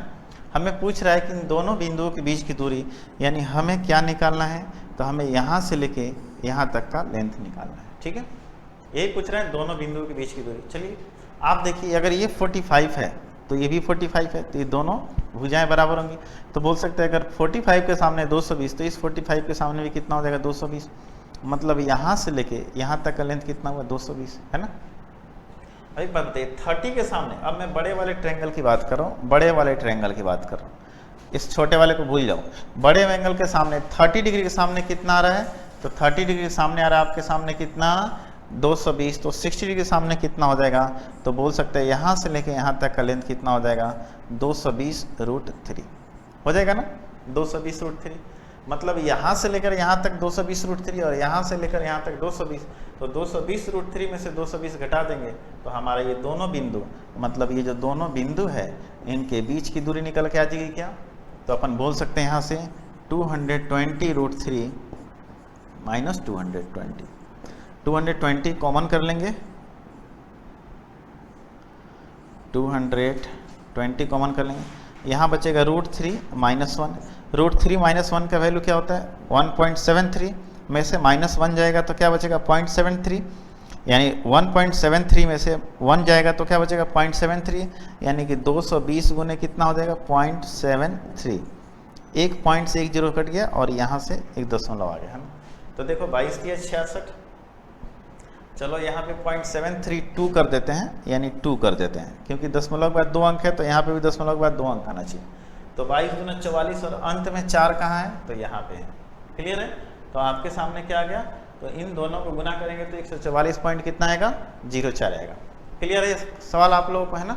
आपको क्या करना था, थोड़ा सा आपको गुना करके घटाना था। ठीक है, कोई दिक्कत यहाँ तक नहीं। तो आइए अगले सवाल की तरफ बढ़ते हैं। अगला सवाल क्या है देखिए। अगला सवाल आपके सामने है कि एक सीधी सड़क के ऊपर एक हवाई जहाज से हवाई जहाज के विपरीत किनारों पर स्थित 2 लगातार किलोमीटर पत्थरों का अवनमन कोण। अब देखिए हवाई जहाज से हम देख रहे हैं, यानी ऊपर से हम नीचे देख रहे हैं, यानी ठीक है, अवनमन कोण क्रमशः 60 और 30 डिग्री है। उस फल सड़क से हवाई जहाज की ऊंचाई क्या है। देखिए अब कह रहा है कि अब यहाँ पे कह रहा है क्या, 2 लगातार किलोमीटर पत्थर। तो 2 लगातार किलोमीटर पत्थरों के बीच की दूरी कितनी होती है, तो 1 किलोमीटर होती है। ठीक है, कितनी होती है, 1 किलोमीटर। ठीक है, अब देखिए क्या कह रहे हैं, यहाँ से एक हवाई जहाज ऐसे उड़ रहे है ना, और ऐसे 2 सड़कों पे है ना, एक तो 30 है और एक कितना है, 60 है। ठीक है, तो चलिए एक यहाँ से एक पत्थर को देख रहा है तो एंगल ऑफ डिप्रेशन कितना बना है, 60, और यहाँ देख रहा है तो कितना बना है, 30 है। प्लेन यहाँ पे है। ठीक है, और आपसे पूछ रहा है कि इस जमीन से इस प्लेन की ऊंचाई कितनी है। ये एंगल कितना है, 60, और ये एंगल कितना है, 30 है ना। क्लियर है जी। और इन दोनों के बीच की दूरी कितनी है, तो 1 किलोमीटर है। कितनी है, 1 किलोमीटर। मान लेते हैं इसका लेंथ कितना है, x मान लो, चाहे h मान लो, कुछ ही मान लो, x मान लेते हैं, है ना। तो चलिए बताइए आप, अगर 60 डिग्री के सामने x है तो 30 के सामने कितना हो जाएगा। तो 30 के सामने यानी कि यहाँ से लेकर यहाँ तक का लेंथ कितना हो जाएगा, तो x/√3 हो जाएगा। हो जाएगा ना। चलिए अगर मैं बोलूँ कि 30 डिग्री के सामने x है तो 60 डिग्री के सामने कितना हो जाएगा, तो बोल सकते हैं यहाँ से लेकर यहाँ तक की वैल्यू कितनी हो जाएगी, तो यहाँ से लेकर यहाँ तक की वैल्यू आपके सामने हो जाएगी कितनी, √3x। तो बोल सकते हैं x/√3 + √3x is equal to, अगर इन दोनों को जोड़ेंगे मतलब यहाँ से लेके यहाँ तक का लेंथ प्लस ये लेंथ, दोनों लंबाई को जोड़ेंगे तो किसके बराबर हो जाएगा, 1 किलोमीटर के बराबर हो जाएगा। हो जाएगा ना, यानी x/√3 प्लस कितना, तो √3x बराबर कितना, 1 किलोमीटर, है ना। चले जाएगा ये √3 से तो गुना हो जाएगा, कितना हो जाएगा, 3 + 1 4x/√3 बराबर कितना, तो 1 किलोमीटर। यानी x की वैल्यू कितनी हो जाएगी, √3 कितना, 4 किलोमीटर। यानी x बराबर कितना हो जाएगा, तो √3/4 किलोमीटर में दे रहा है, तो किलोमीटर लगाने की जरूरत नहीं है क्योंकि यहाँ पे क्वेश्चन में दे रहा है कि किलोमीटर में आप ज्ञात करो। ठीक है, तो √3/4 किलोमीटर। क्लियर है ये चीज़, समझ में आ गया आप लोगों को। तो देखिए अगर आपको रेशियो पता है तो सवाल बहुत आसानी से आपके सामने बन जाएगा, बस आपको थोड़ा सा रेशियो को समझना था। ठीक है, क्लियर है ना, कोई डाउट नहीं। तो आइए आगे बढ़ते हैं, अगले सवाल की तरफ चलते हैं। अगला सवाल आपके सामने कुछ इस प्रकार है। सवाल क्या कह रहा है आपके लिए कि एक ऊर्ध्वाधर टावर की छाया 64 मीटर अधिक लंबी हो जाती है जब सूरज का उन्नयन कोण 60 डिग्री से कितना होता है, 45 डिग्री हो जाता है। तो टावर की छाया, टावर की ऊंचाई ज्ञात करें। देखिए इसका उन्नयन कोण कितना हो जाता है, 60 से 45 हो जाता है, तो इसकी छाया की लंबाई कितनी हो जाती है, 64 मीटर अधिक हो जाती है। मतलब देखिए जब ये सूर्य की छाया जो है 60 से कितना होता है, मतलब जैसे जैसे डाउन होता जाएगा छाया बढ़ती चली जाएगी। पहले ये कितना था, 60 डिग्री, अब ये डाउन हुआ तो ये कितना हो गया, 45 डिग्री, है ना। क्लियर है। तो एक ऊर्ध्वाधर टावर की छाया 64 मीटर अधिक हो जाती है, मतलब पहले ये छाया यहाँ से यहाँ तक थी, अभी 64 मीटर ज़्यादा, मतलब बोल सकते हैं यहाँ से लेकर यहाँ तक की दूरी कितनी है, 64 मीटर। आपके सामने ये दूरी दे रखा है, तो पूछ रहा है कि इस टावर की लंबाई क्या है। ठीक है, चलिए टावर की लंबाई ज्ञात कर लेते हैं। तो ये 60 है तो ये कितना हो जाएगा, तो 60 है तो ये हो जाएगा 30, और अगर ये 45 है तो ये कितना हो जाएगा, ये भी 45 हो जाएगा टोटल, है ना। मान लेते हैं कि इसकी लंबाई कितनी है, x मान लो। ठीक है, x मान लो या 1 मान लो, कोई दिक्कत नहीं है। क्या मान लो आप, x या 1 मान लो, कोई दिक्कत नहीं है। ठीक है, तो 60 के सामने x है तो 30 के सामने कितना हो जाएगा, बोलिए। 30 के सामने हो जाएगा आपके सामने, मतलब यहाँ से लेकर यहाँ तक x/√3। चलिए इस 45 के सामने x है तो इस 45 के सामने भी x हो जाएगा, मतलब बोल सकते हैं यहाँ से लेकर यहाँ तक कितना हो जाएगा, x हो जाएगा। तो बोल सकते हैं कि x में से x/√3 घटा देंगे तो 64 आना चाहिए। मतलब इस टोटल में से अगर ये लेंथ अपन घटा दें तो ये लेंथ बचना चाहिए, यानी कि x - x/√3 बराबर कितना हो जाएगा, 64। यहाँ से x कॉमन कर लो तो क्या आएगा, √3 - 1/√3 बराबर कितना, तो 64। ठीक है, √3 से उधर ले जाकर गुना कर दो और √3/1 से डिवाइड कर दो, है ना। तो x बराबर यहाँ से कितना हो जाएगा, तो 64√3 कितना हो जाएगा, तो √3 - 1, ये हो जाएगा ना, है ना। अब देखिए यहाँ से आपके सामने क्या आएगा, तो ऊपर नीचे अपन √3+1 से गुना कर देते हैं। ऊपर नीचे क्या करते हैं अपन, √3+1 से गुना कर देते हैं ताकि ये रेशनलाइज हो जाए। यानी मैं ऊपर भी √3+1 से और नीचे भी √3+1 से गुना कर देता हूँ। यानी a माइनस बी और a प्लस बी, तो 3 √3 का स्क्वायर 3 में से 1 गया कितना, तो 2, नीचे 2 तो ये कितना बार में कटेगा 32, और √3 × √3 3 + √3 यानी कि आपका कितना आया 32 × 3 + √3। इस √3 से इस दोनों में गुना होगा ना, है ना, किसमें गुना होगा 32 √3 से दोनों, तो 32 को बाहर निकलो √3 से गुना करो, √3 × √3 3 एंड √3 प्लस मतलब इसमें 1 से गुना करेंगे तो कितना हो जाएगा √3 हो जाएगा। क्लियर है। तो ये बात अगर आप लोग समझ चुके होंगे तो आपके लिए सवाल करना क्या है, बहुत ही आसान है। क्लियर है चीज़, कोई डाउट नहीं। चलिए आइए आगे बढ़ते हैं, अगले सवाल की तरफ चलते हैं। अगला सवाल आपके सामने क्या है कि एक सूर्य का उन्नयन कोण 30 डिग्री से 60 डिग्री तक बदल जाने पर एक खंभे की छाया की लंबाई 10 मीटर कम हो जाती है। यदि एक सूर्य का उन्नयन कोण 30 डिग्री से 60 डिग्री में बदल जाने पर, है ना, एक खंभे की छाया की लंबाई 10 मीटर क्या हो जाती है, कम हो जाती है। तो पूछ रहे हैं आपके सामने क्या, स्तंभ की ऊंचाई क्या है, स्तंभ की ऊंचाई क्या है। अब देखिए एक स्तंभ है ना, और याद कीजिए मैंने एक रेशियो बताया था, ये 30 डिग्री से कितना हो जाता है 60 डिग्री, तो छाया की लंबाई कितनी होती है 10 मीटर क्या हो जाती है, कम हो जाती है। मतलब यहाँ से लेकर यहाँ तक कितना 10 है ना। तो आपसे पूछ रहा है ये खंभे की छाया की लंबाई, सॉरी खंभे की लंबाई यानी इसकी लंबाई आपसे पूछ रहा है। ठीक है, ये लंबाई क्या है, मैंने क्या बताया था √3 1 और ये क्या है 2 है। इसका रेशियो क्या था √3 1 और ये कितना था 2। यदि 2 की वैल्यू 10 के बराबर है तो 1 की वैल्यू कितनी 5 के बराबर, यानी अगर ये 2 10 है तो ये कितना हो जाएगा, तो बोल सकते हैं 5, और ये 5 तो ये कितना हो जाएगा √3 यानी कि 5 × √3 यानी कितना हो जाएगा 5 √3 कितना हो जाएगा, तो बोल सकते हैं 5 √3 मीटर। क्लियर है चीज, मैंने बताया था ना कि अगर ये 10 है तो ये कितना हो जाएगा 5 हो जाएगा। तो 2 जो है 10 को डिनोट कर रहा है तो 1 किसको डिनोट करेगा 5, मतलब यहाँ से यहाँ तक 10 मीटर, तो ये कितना हो जाएगा 5 मीटर। जब ये 5 मीटर है यानी कि 30 के सामने 5 है तो 60 के सामने कितना 5 √3। तो आप ऐसे भी जानते हो √3 1 और 2 के रेशियो में जाता है ये, तो 2 की वैल्यू 10 तो √3 की वैल्यू कितनी, 1 की वैल्यू 5 तो √3 की वैल्यू 5 √3। तो यहाँ से आपका आंसर कितना आ गया, स्तंभ की ऊंचाई कितनी हो जाएगी, तो 5 √3 हो जाएगी। क्लियर है चीज, कोई डाउट नहीं। तो आइए अगले सवाल की तरफ चलते हैं, और अगला सवाल आपके सामने कुछ इस प्रकार है। कह रहे कि एक पोल जो है घर के ऊपर स्थित है, एक पोल जो है एक घर के ऊपर स्थित है, घर की ऊंचाई 25 मीटर है। अब देखिए घर है ना, थोड़ा घर मैं थोड़ा मोटा बनाता हूँ, ठीक है। और कह रहा है कि यहाँ पे जो है ना एक पोल स्थित है, ये रेड वाला क्या है पोल है। कह रहे हैं कि पोल एक घर के ऊपर स्थित है, घर की ऊंचाई जो है 25 मीटर है, मतलब इसकी ऊंचाई कितनी है 25 मीटर है, ये कितना है 25 मीटर। घर की ऊंचाई कितनी है 25 मीटर है। धरातल पर स्थित किस बिंदु P से, धरातल पर स्थित किस बिंदु P से घर के शीर्ष का उन्नयन कोण कितना है 45, मतलब ये एंगल कितना है 45। एंड बोल रहा है P से पोल के शीर्ष का उन्नयन कोण कितना है 60, मतलब ये वाला जो उन्नयन कोण आपके सामने दिख रहा है ये कितना है 60 डिग्री दिख रहा है। ठीक है, तो आपसे पूछ रहा है पोल की ऊंचाई, मतलब इस रेड वाले पार्ट की ऊंचाई। तो चलिए ये एंगल अगर 45 तो ये कितना हो जाएगा 45 ही हो जाएगा।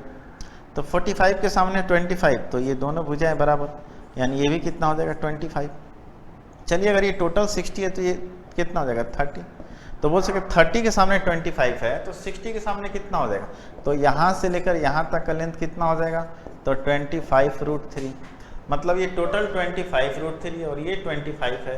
तो बोल सकते हैं क्या कि 25 √3 में से अगर मैं घर की ऊंचाई घटा दूं तो हमें पोल की ऊंचाई मिल जाएगी, 25 कॉमन हो जाएगा, बचेगा क्या √3 - 1, यानी बोलेंगे 25 × √3 - 1। पोल की ऊंचाई कितनी हो जाएगी, तो 25 × √3 - 1। क्लियर हो गया चीज, कोई डाउट नहीं। तो चलिए आइए अगले सवाल की तरफ चलते हैं, अगला सवाल देखते हैं आपका क्या है ना। अगला क्वेश्चन देखते हैं। अगला क्वेश्चन है इस प्रकार कि एक इमारत के शीर्ष और पाद से 72 मीटर ऊंचे टावर के शीर्ष का उन्नयन कोण क्रमशः 30 डिग्री और 60 डिग्री है। एक इमारत के शीर्ष और पाद से, एक इमारत है 72 मीटर ऊंचे टावर के शीर्ष का उन्नयन कोण, है ना, एक इमारत और ये टावर ले ली, है ना, ऐसे कह रहे एक इमारत के शीर्ष से 72 मीटर ऊंचे टावर, ये 72 मीटर है ना, 72 मीटर ऊंचे टावर एक इमारत है, इमारत के शीर्ष और पास से 72 मीटर ऊंचे टावर के शीर्ष का उन्नयन कोण कितना है, 30 और 60। देखिए शीर्ष से कितना एंगल बना रहा है, 30 डिग्री, और पास से कितना एंगल बना रहा है, तो 60 डिग्री। ये एंगल आपके सामने 30 है और ये एंगल कितना है, 60 है। मैं बताना चाहूँगा कि जो लंबाई इसकी होगी, याद रखिए इस बात को, जो लेंथ इसकी होगी वही लेंथ यहाँ से यहाँ तक की होगी कि नहीं होगी, बताइए, क्लियर है ना। तो अगर मैं ये लेंथ निकाल लूँ तो ये लेंथ अपने को मिल जाएगा, और यही लेंथ क्या है, इमारत की ऊंचाई है। चलिए ये देखते हैं, यहाँ से लेकर यहाँ तक का लेंथ कितना है, तो बोल सकते हैं 72 है। ये 60 डिग्री है तो ये कितना हो जाएगा, 30। तो 60 के सामने 72 है तो 30 के सामने कितना हो जाएगा, तो 72/√3।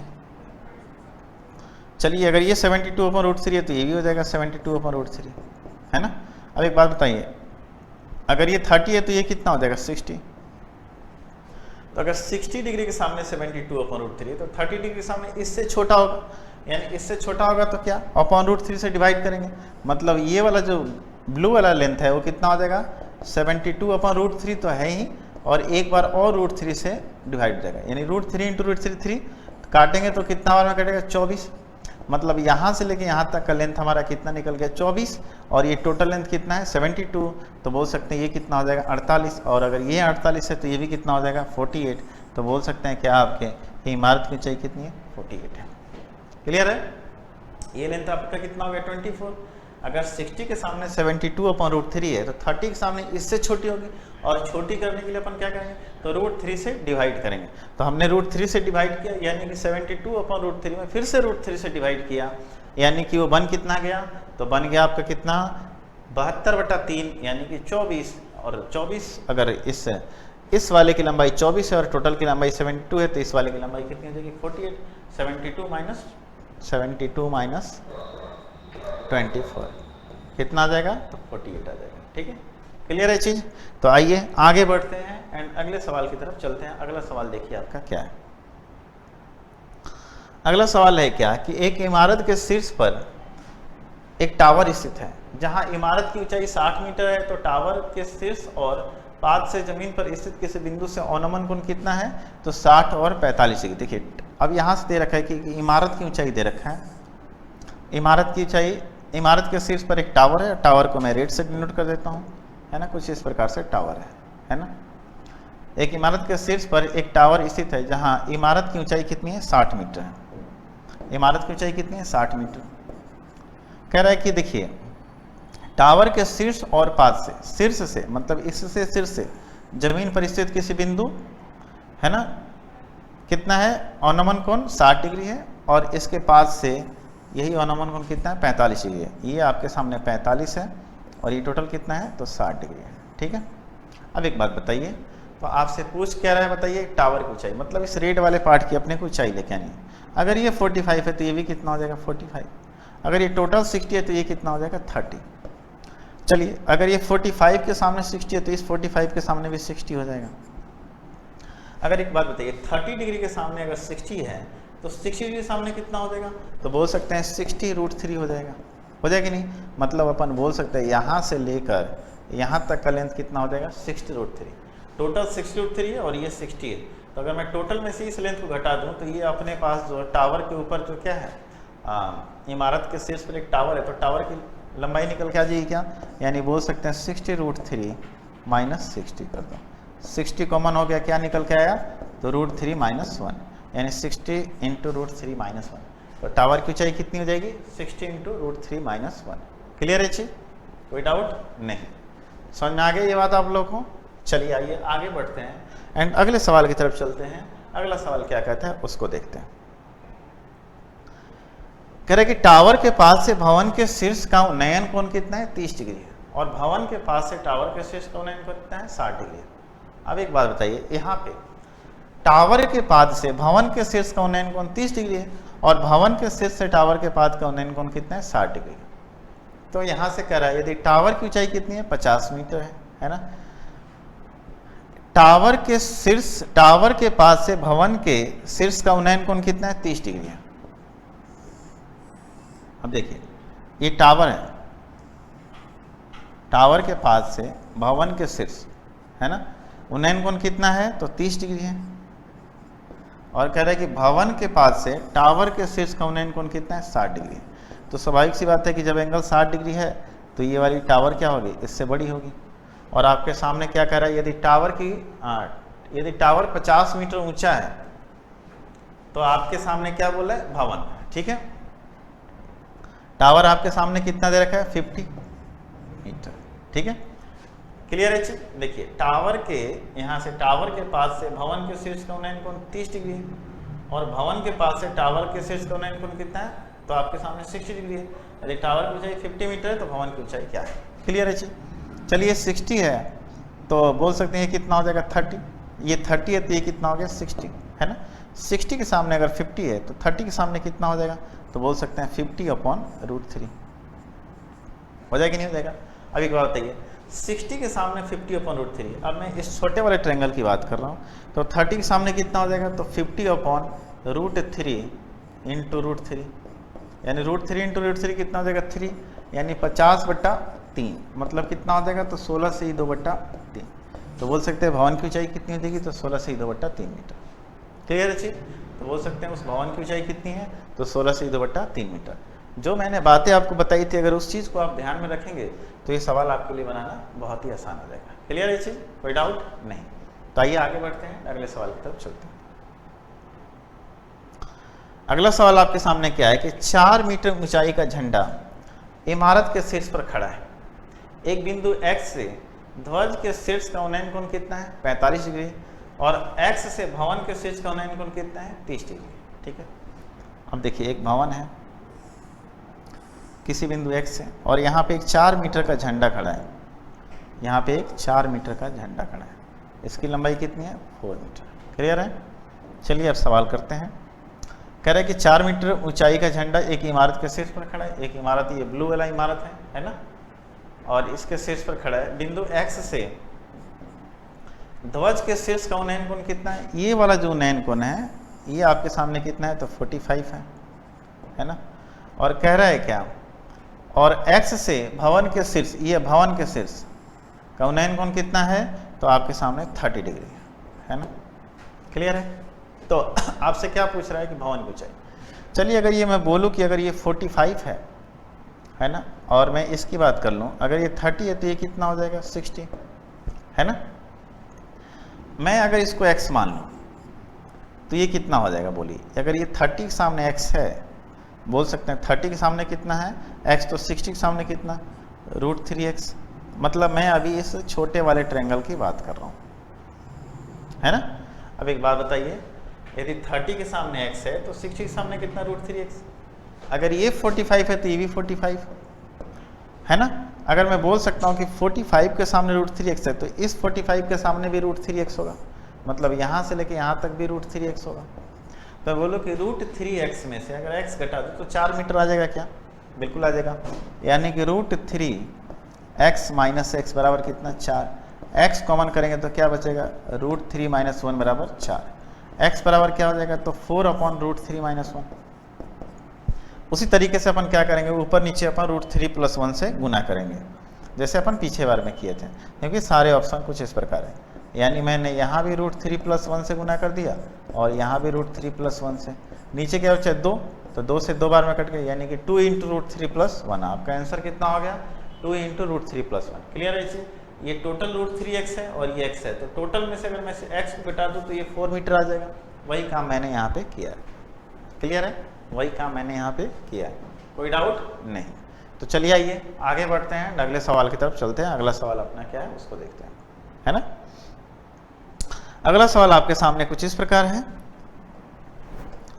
कि एक माल भवन के ऊपर एक ध्वज दंड स्थित है ना, जिसकी ऊंचाई 75 मीटर है। 400 मीटर की ऊंचाई पर स्थित एक व्यक्ति पर माल भवन के ध्वज दंड बराबर कोण थीटा अंतरित करते हैं। यदि माल भवन की ऊंचाई 325 मीटर है तब ध्वज दंड की व्यक्ति के बीच क्षैतिज दूरी ज्ञात करें। देखिए एक माल भवन के ऊपर एक ध्वज दंड स्थित है जिसकी ऊंचाई कितनी है 75 मीटर है, और 400 मीटर की ऊंचाई पर स्थित एक व्यक्ति जो है ना माल भवन के ध्वज दंड के बराबर कोण थीटा अंतरित करते हैं। तो चलिए आइए अगले क्वेश्चन देखते हैं। अगला क्वेश्चन क्या है आपका? अगला क्वेश्चन ये है कि अधूरे स्तंभ के आधार से 150 मीटर दूरी पर, एक अधूरे स्तंभ के आधार से 150 मीटर की दूरी पर एक बिंदु से शीर्ष का उन्नयन कोण कितना है 30 डिग्री है। एक अधूरा स्तंभ है, इसको पूरा होना बाकी है, ठीक है। कितने मीटर की दूरी पर? तो 150 मीटर की दूरी पर क्या कह रहा है, इसके शीर्ष का उन्नयन कोण कितना है, तो बोल रहा है 30 डिग्री ज्ञात हुआ, है ना। कह रहा है कि ज्ञात करें कि स्तंभ की ऊंचाई कितनी बढ़ानी चाहिए ताकि उसी बिंदु से शीर्ष का उन्नयन कोण 45 डिग्री हो जाए। मतलब कि अब कह रहा है कि इस खंबे को कितना और ऊपर करें, कितना और ऊपर करें कि इसी बिंदु से इसका जो उन्नयन कोण कितना हो जाए, तो 45 डिग्री हो जाए। कितना हो जाए, तो टोटल ये एंगल कितना हो जाए 45 डिग्री, है ना। चलिए अगर ये 45 होने के लिए इसको भी 45 होना चाहिए, तो बताइए अगर इस 45 के सामने 150 है तो यहाँ से लेकर यहाँ तक का लेंथ कितना हो जाएगा, तो 150 मीटर ये भी हो जाएगा ना। अब चलिए मैं इस ट्रायंगल, छोटे वाले ट्रायंगल में बात कर लेता हूँ। छोटे वाले ट्रायंगल में क्या आएगा, अगर ये 30 डिग्री है तो ये कितना है 60 है, तो बोल सकते 60 के सामने 150 है तो 30 के सामने कितना हो जाएगा 150 अपना √3, काटेंगे तो कितना आ जाएगा, तो 50 √3 आ जाएगा, आएगा ना। क्लियर है। तो बताइए ये टोटल लेंथ कितना है 150 है, और ये वाला लेंथ कितना है 50 √3 है, यानी कि 50 √3 का मतलब कितना होता है, दशमलव के बाद एक अंक है सब जगह, तो हम √3 की वैल्यू कितनी ले लेंगे, तो 50 × 1.73 ले लेते हैं, 2 ही अंक लेते हैं, तो एक जीरो से एक दशमलव जाके यहाँ चला आएगा, 5 × 3 = 15 का 5 आया कितना, 1 5 × 7 = 35 और 1 36, 5 × 5 = 3 8, यानी 86.5। तो यहाँ से लेकर यहाँ तक का लेंथ कितना हो गया 86.5, और टोटल लेंथ कितना है, तो बोल सकते हैं आपके सामने कितना है, तो 150 है ना। तो अपन 150 में से घटा देंगे कितना, तो 86.5। चलिए देख लेते हैं, जीरो लेते हैं, दशमलव में कितना आएगा 5, 9 में से 6 गया 3, है ना, और ये 14 में से 8 गया 6, यानी कि 63 पॉइंट कितना है 5, तो 1.732 था, तो यानी 63 पॉइंट कितना हो जाएगा, अप्रोक्स वैल्यू कितना हो जाएगा 4। समझ में आ गया, 63 पॉइंट कितना हो जाएगा 4 हो जाएगा। क्लियर है। कितना रहता है 63.5, जबकि अपन जानते हैं कि 1.732 की वैल्यू, √3 की वैल्यू कितनी होती है 1.732, हमने क्या लिया था 1.73 ही लिया था, इस हिसाब से अपना है 63.5, जबकि ऑप्शन में क्या है 63.4, जो कि बहुत ही करीब है, तो अपना आंसर क्या हो जाएगा 63.4। क्लियर है चीज, कोई डाउट इसमें नहीं। चलिए आइए आगे बढ़ते हैं, अगले सवाल की तरफ चलते हैं। अगला सवाल क्या है, अगला सवाल है कि एक पेड़ का ऊपरी हिस्सा जो हवा से टूट जाता है, जो जमीन के साथ 60 डिग्री का कोण बनाता है। एक पेड़ कुछ इस तरीके से लंबा था, है ना, आया आंधी और यहाँ से ये टूट के जो ये वाला आपके सामने पार्ट था, ये वाला, ये कुछ आके ऐसे ज़मीन से टकरा गया, ठीक है, ऊपर वाला पार्ट ज़मीन से आके टकरा गया, और ज़मीन के साथ ये 60 डिग्री का कोण बनाता है। कितने डिग्री का जी, तो 60 डिग्री का कोण बनाता है। जड़ और बिंदु के बीच की दूरी, जहाँ पे ये टच करता है उनके बीच की दूरी, जहाँ पेड़ के शीर्ष जमीन को छूती है 25 मीटर है। तो आपसे क्या पूछ रहा है, पेड़ की ऊंचाई। चलिए बताइए, अगर ये 60 है तो ये कितना हो जाएगा 30, तो बताइए 30 के सामने 25 है, तो 60 के सामने कितना हो जाएगा, तो बोल सकते हैं 25 √3। और मैं एक बात आपको बता दूं कि एक समकोण त्रिभुज के अंदर अगर ये 30 डिग्री है, तो 30 डिग्री के सामने अगर x है, तो याद रखना कि 30 डिग्री के सामने वाले की भुजा से जस्ट डबल कर्ण होता है, ये 2x होता है। एक समकोण त्रिभुज के अंदर 30 डिग्री के सामने वाली भुजा से कर्ण हमेशा क्या होता है, डबल होता है। 30 डिग्री के सामने वाली भुजा से कर्ण हमेशा क्या होता है, तो डबल होता है। तो जब ये बात आपको समझ में आ गई, तो बताइए 30 डिग्री के सामने क्या है 25 है, तो ये कर्ण कितना हो जाएगा, तो बोलेंगे 25 दूना कितना हो जाएगा 50। तो पेड़ क्या है, ये और ये दोनों मिलके पेड़ है ना, क्योंकि पेड़ तो टूटा हुआ है, लेकिन पेड़ तो पेड़ कहलाएगा ही ना, ये और ये दोनों मिलकर पेड़ है, यानी बोल सकते हैं 50 प्लस कितना 25 √3। आपके सामने ऑप्शन ये है 25 √3, यानी 50 तो चलो 50 ही हो गया, प्लस 25 × 1.73, 2 अंक है, चलो 73 देते हैं ना। चलिए कितना हो जाएगा लगभग लगभग, तो आपको मैं बता दूं कि 25 दिया कितना हो जाएगा 75, 50 तो होगा ही होगा। 75 का 5 आया कितना, 25 दिए 75, 5 7, 25 सत्ते कितना हो जाएगा, तो 175 और 7 कितना होता है, तो 175 और 7 82, यानी 2 तो यहाँ पे आपको दिख रहा है 2 आ जाएगा। 8 आया, 25 से कम 25 और 8 कितना हो गया, 25 और 8 आपके सामने हो गया 33, यानी 33। 25 और 8 33, इसमें 50 जोड़ देंगे तो कितना हो जाएगा, 50 और 3 कितना हो जाएगा, 3 और 8 83.25, यानी 83.25 जो कि किसके बराबर है 84.14। क्यों, क्योंकि हम दशमलव के बाद कितने अंक लिए हैं, 2 ही अंक लिए हैं। यहाँ पर 3 अंक लेते तो ये चीज़ और भी आगे बढ़ जाता। ठीक है, क्लियर है। तो आपके सामने कितना आ गया, फिर से मैं कर दूँ, 25 के 75, 5 आया 7, 25 सत्ते कितना होता है 175, और 175 और 7 कितना हो गया, तो 182। अच्छा 182 का 2 अपने पास 18 आया ना, तो 25 से कम 25 और 18 कितना हो जाएगा, तो बोल सकते हैं 25 से कम 25 और 18 35 43 हो जाएगा ना, यानी कि 93.25 आएगा, 93.25। 25 और 18 कितना हो गया 43 आ गया, तो 93 पॉइंट यहाँ 5 से ज़्यादा है, तो इसने क्या दे रखा है 3 दे रखा है। खैर कोई नहीं, 93.25 को इसने 93 पॉइंट क्या दे दिया 3 दे दिया। जब देखिए दशमलव के बाद मैं बता दूं, आप आगे बढ़ते जाओगे तो 5 से, अगर ये 5 या 5 से ज़्यादा संख्या होती है तो अपने उसके जस्ट बगल वाली संख्या में 1 जोड़ के उसको एंड कर देते हैं ना। जैसे मैं बोल सकता हूँ, यहाँ से समझ लीजिए, ऐसे समझ लीजिए आप कि जैसे मान लेते हैं कि 7.325 है, तो अपन इसको लिख सकते हैं 7.33। 5 आ गया ना, 5 से ज़्यादा, तो इसमें 1 जोड़ के अपन वहीं एंड कर देते हैं। क्लियर है चीज़, तो इसी चीज़ को लिख सकते हैं 77.33। क्लियर है ये बात। तो उसी तरीके से यहाँ पे क्या था आपके सामने 93.25 था, तो 5 जो है इसमें 2 आके ऐड हो गया, और 93 पॉइंट कितना हो गया, तो 3 हो गया। क्लियर है, कोई डाउट नहीं, समझ में आ गया आप लोगों को, बिल्कुल ठीक है। तो आइए आगे बढ़ते हैं, अगले सवाल की तरफ चलते हैं। अगला सवाल आपके सामने क्या है कि समुद्र के किनारे एक टावर के शीर्ष पर खड़ा एक व्यक्ति पाता है कि उसकी और आ रही एक नाव का और नमन कोण 30 डिग्री से 60 डिग्री बदलने में 10 मिनट लगता है ना। कह रहा है कि समुद्र के किनारे एक टावर ऐसे 30 डिग्री से 60 डिग्री बदलने में, 30 डिग्री से 60 डिग्री बदलने में कितना मिनट लगता है जी 10 मिनट। मतलब यहाँ से यहाँ तक आने में उसको 10 मिनट का समय लगता है ना। तो बोल रहा है कि बताइए ज्ञात करें कि नाव को समुद्र तक आने, मतलब यहाँ से लेकर यहाँ तक आने में उसको और कितना समय लगेगा, कितना समय लगेगा। तो बताइए अगर 10 यहाँ पे है तो जस्ट इसका आधा कितना लगेगा, तो 5 मिनट लगेंगे। क्लियर है, तो इसको आधा समय लगेगा 5 मिनट। ज़्यादा चांस बनते हैं आपके इस तरह के सवाल आपके एग्जाम में आने के लिए, और ऐसे ही सवाल आपके एग्जाम आते हैं। क्लियर हो गया। तो चलिए, मेरे ख्याल से हाइट एंड डिस्टेंस में हमने कंसेप्ट समझा, कुछ क्वेश्चंस किए, और नमन उन्नयन कोण √3 1 और 1/√3 का आपने समावेशन सीखा, कैसे इसको यूज करते हैं, है ना।